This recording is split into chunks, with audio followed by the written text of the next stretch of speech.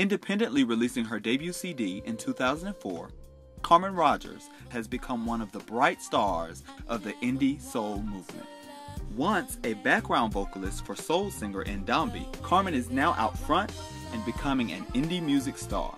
Her songs have been in rotation on VH1 Soul, BET Centric TV, Music Choice, and many others. Please join me in welcoming to When We Speak, the beautiful and talented Carmen Rodgers. When we speak.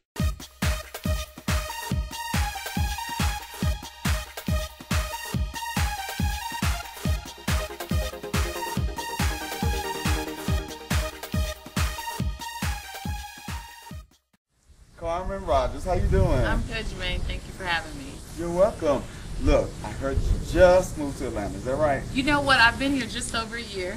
So honestly, I still consider myself new. Okay. Well, Yeah. welcome to Atlanta. Thank you. Thank you. You know, I love Atlanta. What's been the funnest part of Atlanta so far? You know what? Honestly, it's been being in a place where a lot of my peers are. Okay. I traveled to Atlanta for years to do shows, to record, to work with certain artists and producers here. So now actually living amongst my peers and my colleagues, I'd say honestly that's the most fun, as well as a lot of bad eating. Oh, okay. Yeah. Atlanta it's health conscious, but you know sometimes you get steered away. It's the best of both worlds. Oh, okay. Yes. So we know that you're originally from Dallas, right? Correct.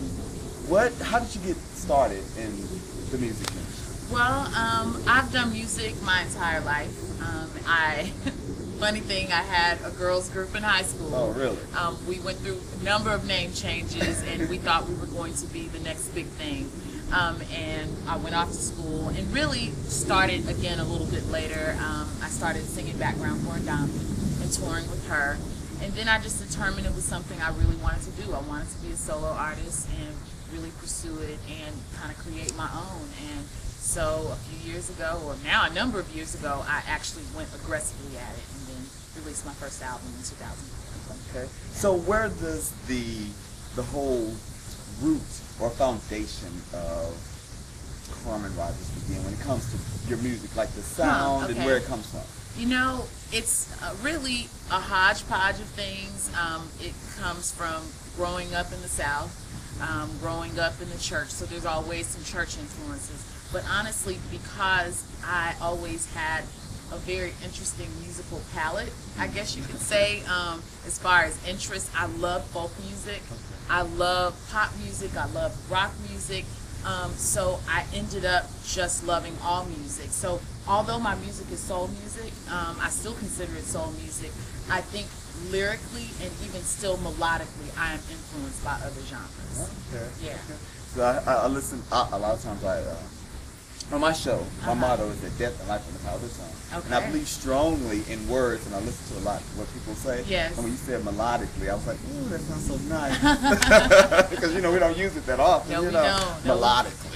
And melody has escaped kind of the mainstream sound right now. You definitely, it's not as melody driven as it is beat driven, dance driven. And so I still like to really stick to melody. I love melody and I love words. I never wanted to give a man the things that I want to give you. Oh, I never wanted to kiss a man the way that I want to kiss you. I don't tell too many people this, but I actually sing myself. Really? But the problem is, recently I had to lead a song. Well, I sing in a choir here in Atlanta. And it had been so long since I led a song or anything like that I got so nervous. My hands were shaking, I was sweaty. So my personal question is, do you ever get those songs? Absolutely. Really? Before every single show. And I don't ever want those butterflies to leave. If the butterflies are gone, then I probably shouldn't be doing this anymore. Really? That's how I feel about it. I think the butterflies, it's anxiety, but it's not in necessarily a negative sense. It's you're anxious, you're excited, you're you know, it's anticipating what's going to happen. Are they going to like me? Are they going to feel me? I hope we connect. I hope we vibe. because all of those things, a lot of what happens on stage, especially with independent artists, especially when you're doing a smaller stage, when it's intimate, you're feeding off of the audience. If you're not performing to a stadium, a lot of what you're doing is one-on-one, it's two-on-two, it's 20-on-20, it's 100-on-100, or 100-on-1, I should say. And so, so yeah, I get those butterflies because I always wonder, okay, I'm gonna give it tonight, I'm gonna bring it, and I hope they feel me. And so yeah, I like those butterflies. I want them to stay. I want them to stick around. Now, you know, and the excitement and everything is great, but you know, sometimes if you ever get, I tried to change it from saying nervous to excited. You know, to just change the whole word and the whole meaning of how you're feeling. Yes. But are there any techniques at that moment where you know that I have butterflies, but I'm actually nervous now? Yes. What do you do to calm that? Funny thing. A couple of things I do. One is breathing. I really have to slow down my breaths. I have deep breaths in, deep breaths out. And that's usually after I do about 20 to 30 jumping jacks. No, I'm not going to do that out here though. Not out here. Not out here. It's a little warm here today. But especially backstage, not before you hit the stage lights, before you get out there where it's a little bit warmer. Usually in the back of the house it's cooler. And it'll help you, because a lot of it's adrenaline. Right. So to get rid of some of it, to move some of that through, do some jumping jacks and then breathe. And it really, really helps you level out. So that you go out there, you're still excited, you're still, you know, ready to give it, but you're not so hyped and so much adrenaline that you can't control what happens when you start singing. Right. Because I do remember those days, especially when I was doing this way back, when I was still trying to figure out who I was as an artist and who I was on stage. I would get so excited that my vibrato would go really fast and I would be pitchy because I was just excited. Well, when you're that excited, it's very hard to control it. You have to control your breath, and you can't control vocally unless you control your breath. So I think jumping jacks, I recommend it, and then breathing. I promise it'll help. All right, then. Well, we'll be right back with more Carmen Rodgers in just a moment. Don't you want to feel that feeling again? When you thought that love was never ending, my friend, just come and go with me to a place so full and free. Oh, come and go with me to a place so full and free. Don't you wanna be set free? Don't you wanna be set free? Oh, come and go. So do you do anything musically other than sing? You know what? I do so many things musically. Thank you for asking. No, I sing, of course, but I consider myself a songwriter as well, and a lyricist. I write for other people. I write hits on rock records and hip hop records. I've done that for years, quietly. Okay. But I also I was a music supervisor for a couple of independent films, so I selected all the music.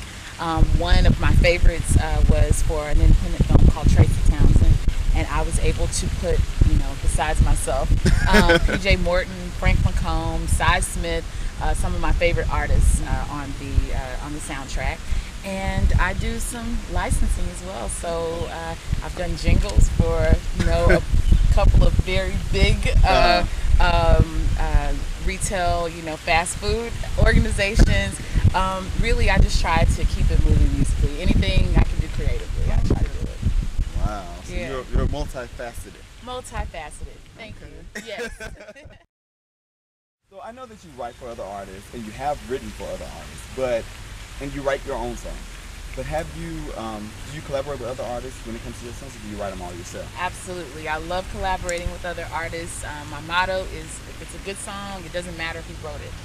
So I accept songs from other people that they write and present to me, and if they feel it's a great song and I feel it's a great song, I'll use it.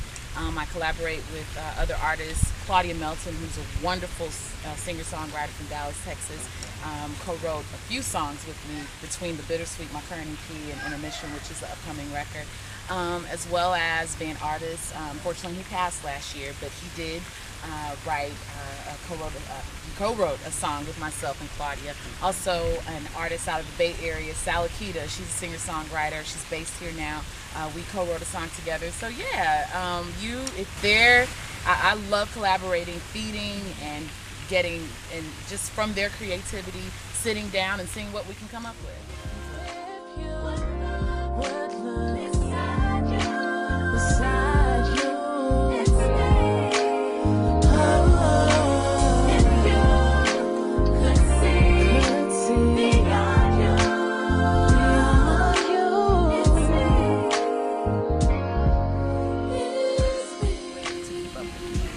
So I think the perfect way to end the show would be, I love Oprah. Yes. As you probably can tell, you know, I'm trying to be a talk show host, but no, Oprah's an inspiration. We all love her. We owe Oprah a lot. Yeah, yes. definitely. Yes. She paved the way for a lot of people. She absolutely did. And one of the things I noticed that she does on the OWN network, as well as on her magazine, is she does this thing like called What I Know For Sure. Okay. And she asks people, you know, what is it that they know for sure? Okay. And that's what I want to ask you. What does Carmen Rodgers know for sure? Oh boy, it's one answer, two parts. Okay. That God is real, and that He created music as a healer. And when people say music's a universal language, that's become cliche, but it's truth in that. Right. Yeah. It is the one thing that can connect us, even when we don't speak the same language. I remember my first show in Paris. I've been wonderfully blessed to be able to travel overseas multiple times to perform. But my first show in Paris, there was a couple there. They really didn't speak any English. But the English they spoke, they said they learned from listening to Michael Jackson. Oh, wow. But they loved his music, and so they learned the English they spoke listening to Michael Jackson. And then the next question they asked me was, tell me about all the musicians that played on your record. Wow. They weren't even just like, oh, we love you. They were so interested in the music. They wanted to know how it all came about. Right. These were fans. This wasn't a talk show host. This wasn't a fellow musician. These were people that loved the music so much. They wanted to know everyone that was involved, not just the face of it. You know, sure, I'm the face of it, but I'm not the only person that helped create it. And so I was so humbled by that and so honored that people were interested in not just me as the artist, but knowing how it came to be. There are so many big artists out there that do what they do, and we love what they do, but they're not the only reason that music came to be. And you can, you know, love Beyonce to death, but there are some powerful producers behind her. There are imaging people behind her. There are choreographers that bring her to life. And so being able to say, I'm interested in those people too, is a big deal. So I would say God is real. God has blessed me to be able to experience this world through music. I've gotten to travel this world because of music, not because of any other reason. And so I just believe that this music, he actually fills us up with it, and then we're able to give it out, and it can heal. And so I love what I do, and that's why. Wow. Yeah. You know one thing I know for sure? Yes. That it has been an honor and a privilege, and that this moment was destined for us to meet and talk. Thank you so because much. I've been so blessed in here talking to you and meeting you. Thank you. And welcome to Atlanta. Thank you so much. All right. Look, I want you to hug. I don't know what to Thank do. you. Thank you so much. Uh-oh, we Look, lost his I know, hat. right? Okay. When we speak.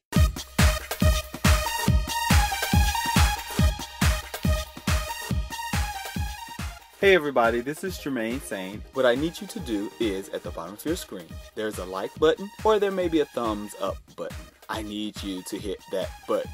I definitely need your support so that I can continue to bring interviews like this on When We Speak. So always remember that death and life are in the power of the tongue, and continue to support indie music.